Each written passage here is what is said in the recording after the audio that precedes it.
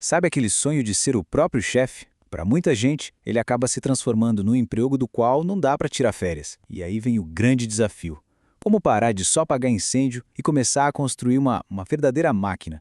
Uma empresa que funcione de um jeito consistente, lucrativo e, o mais importante de tudo, sem depender do dono o tempo todo.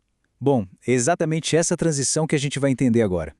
Essa frase do livro, O Mito do Empreendedor, já dá o tom da conversa, né? Ela resume de forma perfeita o que é essa armadilha.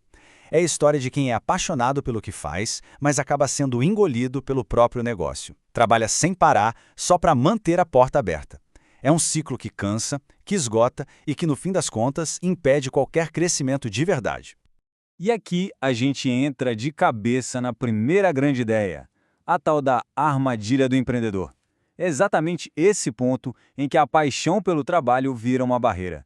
A pessoa é excelente naquilo que faz. Pode ser o melhor padeiro, o programador mais genial, o designer mais criativo, mas por causa disso acaba virando o gargalo da própria empresa. Parece até contraintuitivo, não é verdade? Mas pensa bem, quando o fundador é a peça central para tudo, o negócio simplesmente não consegue crescer além da capacidade daquela única pessoa.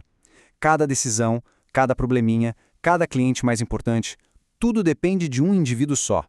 A empresa não escala e aquela liberdade que era o sonho lá no começo, ela simplesmente some. E essa pergunta aqui, ela é o ponto de virada. É o momento em que se para de trabalhar no negócio e se começa a trabalhar para o negócio. A resposta não está em virar a noite trabalhando, mas sim em mudar completamente a forma de pensar. E é isso que nos leva para a solução. A grande sacada proposta no mito do empreendedor é essa mentalidade do protótipo de franquia. Calma, a ideia aqui não é necessariamente sair abrindo franquias por aí. É sobre construir a sua empresa como se ela fosse o modelo perfeito para ser replicado milhares de vezes. É sobre, de fato, projetar a máquina. Pensa nisso, um negócio que roda de forma previsível e lucrativa, como se fosse um molde. A chave aqui é criar um sistema tão forte, tão bem documentado, que ele consiga entregar um resultado de altíssima qualidade sempre, não importa quem esteja operando. O valor sai da pessoa e passa para o sistema. Essa é a virada de chave.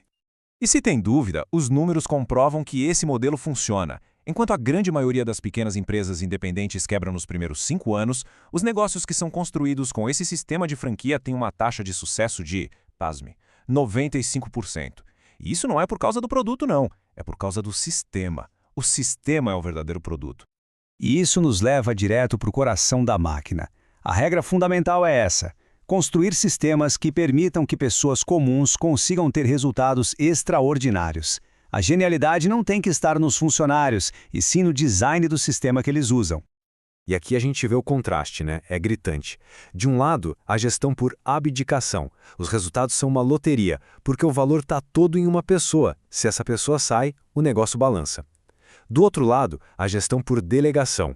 Os resultados são previsíveis. Por quê? Porque o valor está no sistema. É um modelo fácil de replicar que não depende de um único super-herói. Essa frase é poderosa, né? Ela reforça essa ideia. O sistema é a ferramenta que dá poder para a equipe. Ele basicamente preenche o espaço entre as habilidades que as pessoas têm e as habilidades que o negócio precisa para entregar um serviço excelente o tempo todo. Agora, para construir essa máquina, não tem jeito. O papel de quem lidera precisa evoluir. E muito. A ideia não é mais ser a pessoa que mais faz, que mais executa, mas sim se tornar o arquiteto, o designer de todo o sistema. O livro Pipeline de Liderança mostra bem esse caminho. A pessoa geralmente começa como gerente funcional, bem focada ali na operação do dia a dia. Depois, precisa virar um gerente de negócios, que já olha o todo, integra as áreas, pensa em lucro. Mas o passo final e o mais crucial para construir a máquina é se tornar o designer do sistema. É ter o olhar lá na frente, uma estratégia de longo prazo, em como melhorar a máquina sem parar. E o livro Essencialismo traz uma metáfora que é perfeita para essa fase. O líder como um editor-chefe. Pensa bem, o trabalho de um editor não é escrever todas as matérias. É definir a direção, é cortar o que não é essencial e criar um sistema para que os jornalistas possam fazer o melhor trabalho possível. É a mesmíssima lógica para o designer do negócio. Mas um alerta importante. Construir a máquina é só o começo. O trabalho não termina aí não.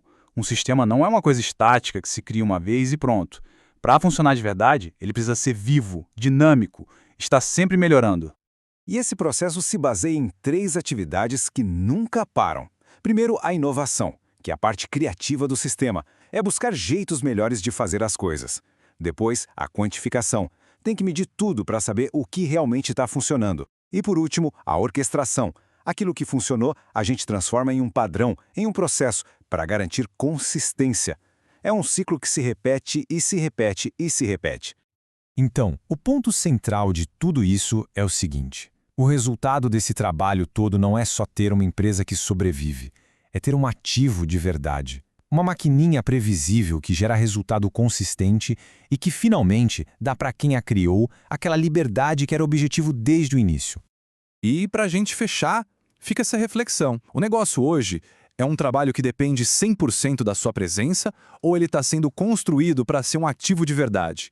Uma máquina que um dia vai poder funcionar sem o dono por perto? A resposta para essa pergunta define não só o futuro da empresa, mas o futuro da própria liberdade de quem a criou.